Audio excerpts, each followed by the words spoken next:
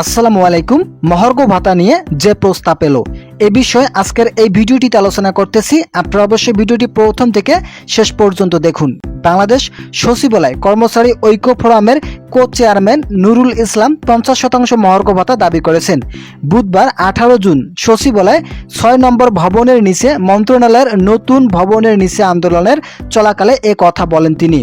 আগামী মাস থেকে নতুন হারে মহার্ঘ ভাতা কার্যকর হচ্ছে। এবার প্রথম থেকে নবম গ্রেডের কর্মচারীরা পাবেন মূল বেতনের 15% হারে মহার্ঘ ভাতা এবং দশম থেকে 20 গ্রেডের কর্মীরা পাবেন 20% হারে মহার্ঘ ভাতা।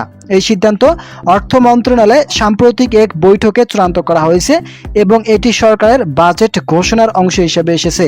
নুরুল ইসলাম বলেন, সরকারি চাকরি সংশোধন অধ্যাদেশ 2025 বাতিল করতে হবে। আগামী 2025-26 অর্থ বছর বাজেটে সরকারি কর্মচারীদের জন্য বিশেষ সুবিধা বৃদ্ধির প্রস্তাব রয়েছে অর্থ উপদেষ্টা ডক্টর সালাউদ্দিন আহমেদের নেতৃত্বে।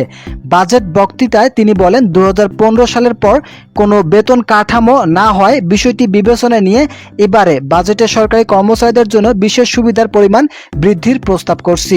নুরুল ইসলাম আরও বলেন, আমাদের 8 বিভাগের সম্মেলনের প্রস্তুতি নেওয়া হয়ে গেছে।